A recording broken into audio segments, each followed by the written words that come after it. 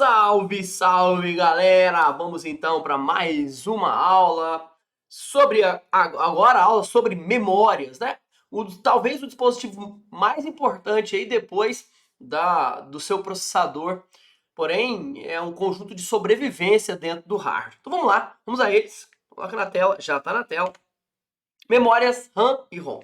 Bom, eu vou repetir aqui aquele esquema que eu fiz na aula passada. Talvez seja a coisa mais importante que você vai ver, tá? Mais uma vez a nota do uso das marcas, etc, aqui do material. E agora vamos ao esquema, tá? Vamos ao esqueminha, vou colocar aqui para você.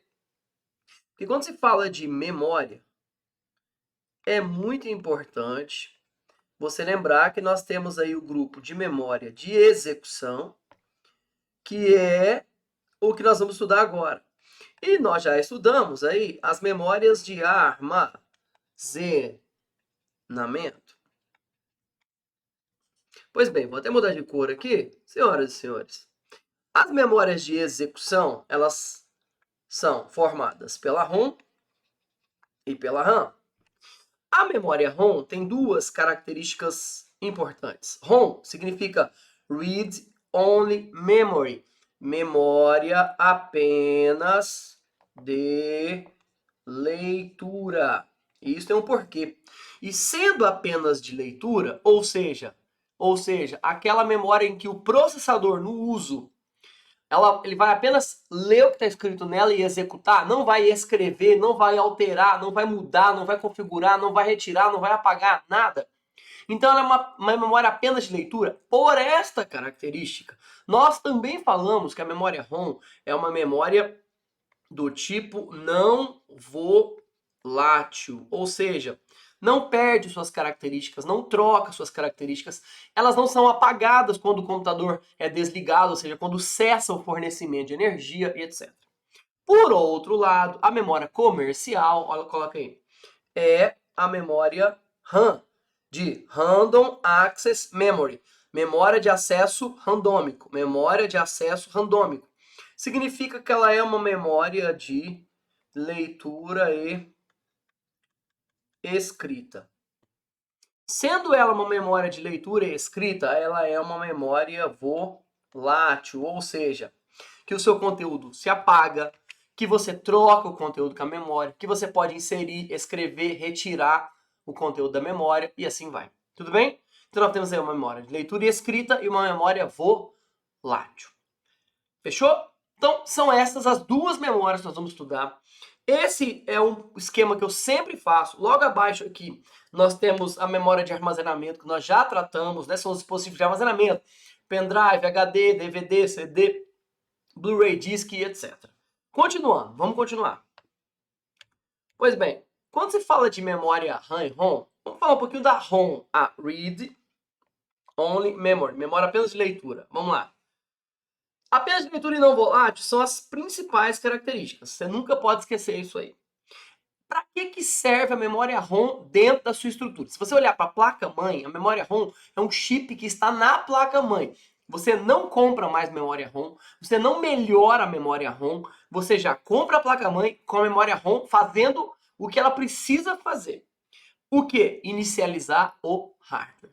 A memória ROM é a responsável por aquele momento quando você liga o computador, ela automaticamente vai processar, vai inicializar, vai executar, né, aquele autoteste dentro do seu sistema. Por isso que você, antigamente, na minha época de montagem de computador de fato, né, você acabava que tendo aquela necessidade de escutar os barulhos, ler na tela, por exemplo, na tela ele aparece algumas configurações, olha, você tem um processador tal, uma quantidade de memória tal, ele faz essa leitura. Hoje isso é tão rápido que o próprio sistema operacional já informa. Então o boot, o processo de chamar o sistema operacional é muito rápido, tá certo? Cada vez menos nós estamos aí utilizando a memória ROM. Qual que é o último passo da memória ROM em que você utiliza ela para chamar o sistema operacional e fazer a memória RAM ser ativada? É o boot. O que é o boot? É o processo de inicialização do sistema operacional na memória RAM, tá certo? Então a memória RAM, a memória principal, ela recebe o sistema operacional e o sistema operacional é a alma. É como se fosse assim, né? Deus está criando o ser humano. Aí criou o espírito dele e o corpo. Quando o espírito toma conta do corpo, você tem um conjunto, aí você começa a realmente produzir efeito. Ou quando o homem casa, né? Porque aí a mulher é que começa a coordenar as ações, a organizar a vida do cara, mais ou menos desse jeito. Portanto, o boot chama o sistema operacional. O sistema operacional começa a dominar a máquina, começa a falar assim, ó, faça isso, processador, trabalha assim, etc. Tá bom? O sistema operacional é a alma desse processo chamado hardware todo aí. Legal, vamos lá. Quais são os principais softwares que compõem a memória ROM? Quais são os principais softwares da memória ROM aí, ó? BIOS, Setup e Post. BIOS, Setup e Post. São programas que servem para inicializar, para você configurar, para você dar overclock, para você, por exemplo, colocar um uso do seu processador para atender máquina virtual, porque alguns processadores bloqueiam isso, a não ser que você ative isso dentro do setup. E assim por diante, tudo bem? Bom, agora vamos falar dela, da memória RAM. A memória RAM merece aí um esqueminha, tá? A memória RAM merece um esqueminha. Memória RAM é também dita de memória principal, beleza? Memória RAM é dita memória principal. Então, memória principal é memória RAM. Ok? Ok. Memória RAM, eu vou fazer a divisão dela aqui, ó. Ela é dividida em memória RAM dinâmica e memória RAM estática. Então, eu vou até mudar a cor da canetinha aqui para você ver. Vou colocar mais. Isso, mudar a cor da caneta. Vai, fio. Mudar a cor da caneta aqui. Memória de RAM dinâmica e memória RAM estática. SRAM e DRAM. A memória RAM dinâmica é a memória comercial. É aquela que você vai à loja para comprar. Olha, me dá 1 GB, 2 GB, 10 GB, desculpa, me dá 1 pente, 2 pente, 3 pente de memória RAM. Qual que é? É essa aqui. A memória RAM estática é aquela que serve para trabalhar o desempenho do processador. Ou seja, quanto mais memória RAM estática, melhor é o seu processador. Prof, que legal. É isso mesmo. A memória RAM dinâmica é conhecida de vocês pelo nome de DDR. DDR1, DDR2, DDR3, DDR4 e assim vai. E a memória RAM estática é conhecida de vocês pelo nome de memória cachê. Significa dizer, e eu já falei isso várias vezes aqui no curso, significa dizer que se você tem um processador, vamos pegar lá, você tem um processador. Esse processador ele tem 2,5 GHz. E esse outro processador tem 2,5 GHz. Ou seja, a frequência é a mesma. Mas esse aqui tem, vamos colocar, 8 MB de cachê. E esse aqui tem 12 MB de cachê. Embora você tenha um processador de mesmas características, essa diferença da memória cachê aqui, ela é uma diferença gritante no preço. Vou chutar valores. Vou imaginar que esse aqui custe R$250, esse aqui pode custar uns quase 500, quase o dobro. Só porque aumentou a memória cachê, não é só por isso, é porque de fato ele vai ter um desempenho melhor. Claro, se tiver a mesma quantidade de núcleos, ambos têm 4 núcleos, ou ambos têm 6 núcleos, ambos têm 8 núcleos. Então, a memória cachê é um grande diferencial, certo? Ótimo. Tamanho, presta atenção aqui no tamanho, ó. É importante notar que aqui as memórias são em pentes de gigabyte. Pente de 1 GB, pente de 2 GB. Nós temos aí até hoje pentes de 16 GB, pentes de 32 GB. Tem uma aula nossa aí que fala sobre os principais componentes do computador. Assista ela outra vez, caso você tenha dúvida. Então, a memória RAM é em pentes e você pode comprar, por exemplo, 2 pentes de 16, você vai ter 32 GB no seu computador. Agora, já a memória cachê, não, você compra o processador com aquela quantidade. Então, você não melhora a memória cachê do seu computador, você compra um processador que tem mais ou que tem menos memória cachê. Olha o tamanho, olha o tamanho. Memória cachê é em megabyte. 1 mega, 2 mega, tudo bem? Nós temos aí 24 megabytes de memória cachê, 32 megabytes de memória cachê, tá vendo? E etc. Tá aumentando esse valor aí. Mas aqui, ó, aqui nós estamos falando de milhões de bytes, megabytes. Aqui nós estamos falando de bilhões de bytes, tá vendo? Gigabytes. Essa memória aqui, ela é 1000 vezes maior. Porém, essa memória aqui é muito mais do que... Vou falar velocidade, tá errado, mas tem melhor desempenho, é muito mais rápida, ok? Então, essa é a visão que você precisa ter da memória principal como um todo, memória RAM, dividida em dinâmica, estática e o exemplo de cada uma delas.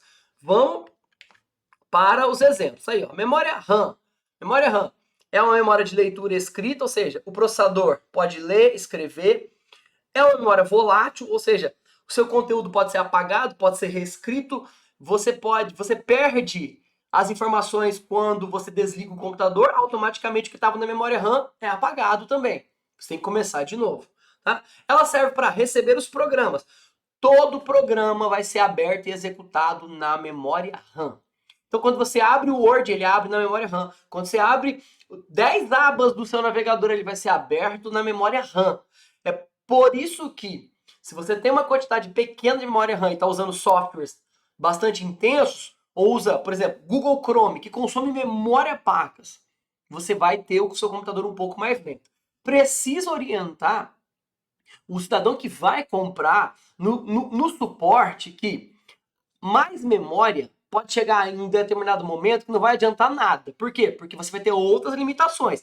Fiz esse esquema nas aulas anteriores. Olha, você tem aqui, ó, alguns fatores limitantes. Você tem aqui processador, o transportador, que é o maior limitante, por isso que a sua placa-mãe tem que ser boa. A pessoa fala assim, eu comprei uma placa gamer. Claro, porque os chipsets são poderosos.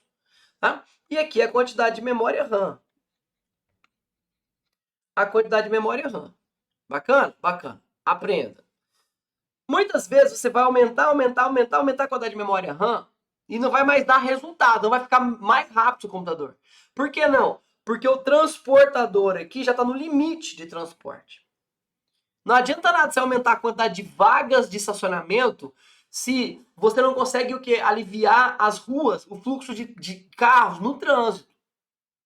É uma questão assim, de gargalo mesmo, ok? Ok, então tá. Então, não venda isso como uma solução, como uma solução assim, universal, tá?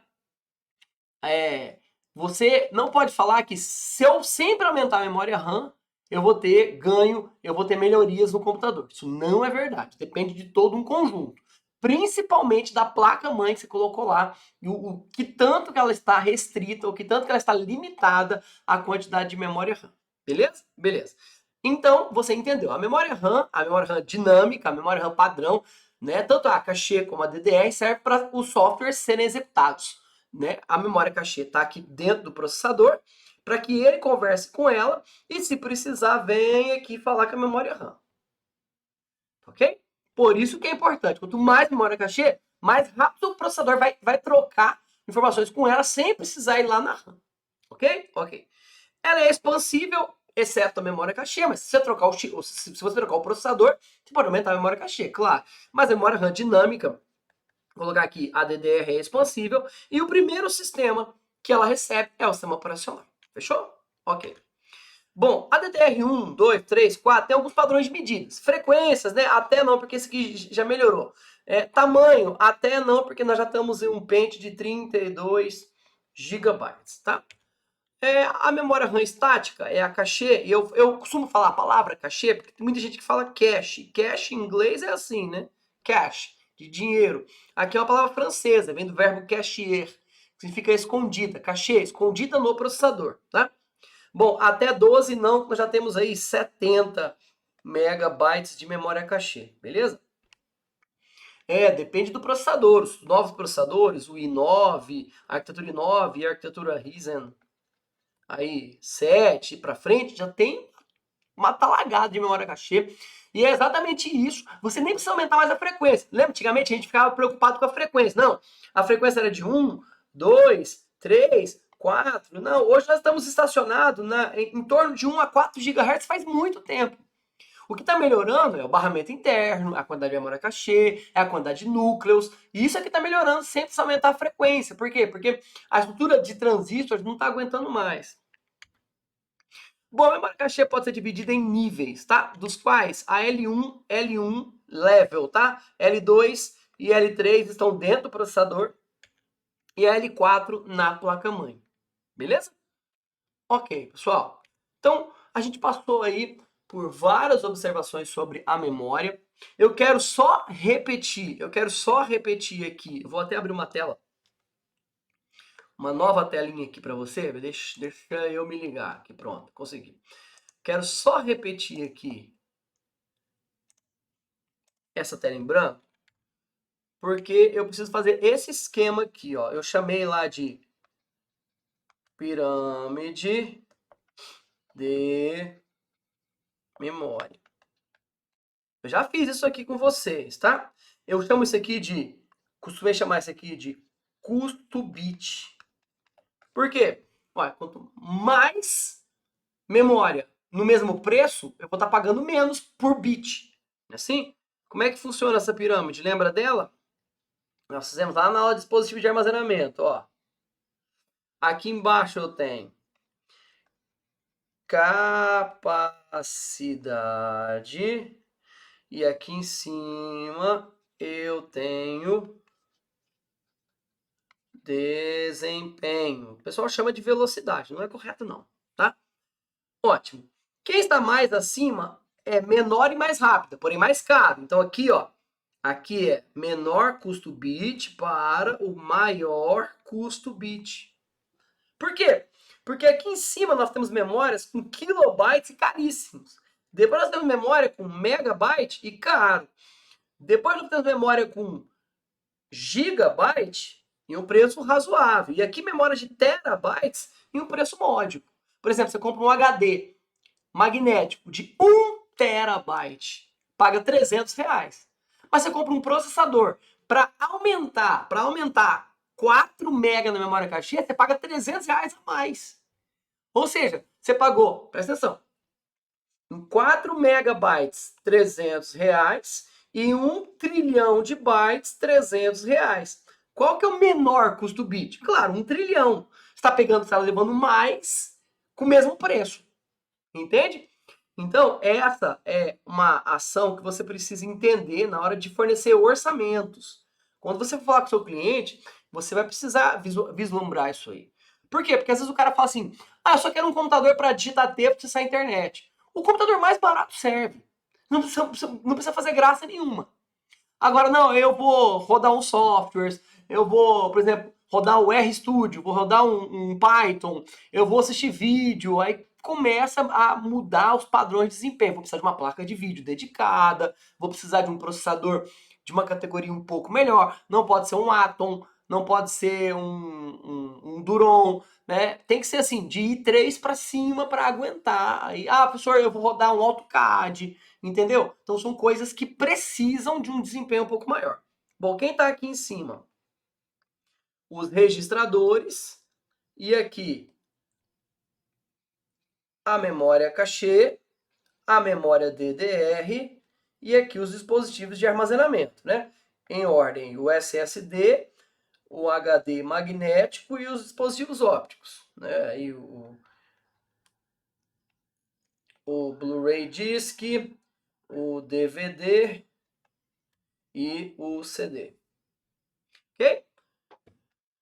Fechamos então. Tá aqui o meu contato. Fica à vontade se quiser entrar em contato comigo. Muito obrigado pela paciência até aqui e assistam a aula, tirem as dúvidas e aí façam as atividades. Qualquer coisa, se precisar, entre em contato. Valeu, tudo de bom. Tchau, obrigado.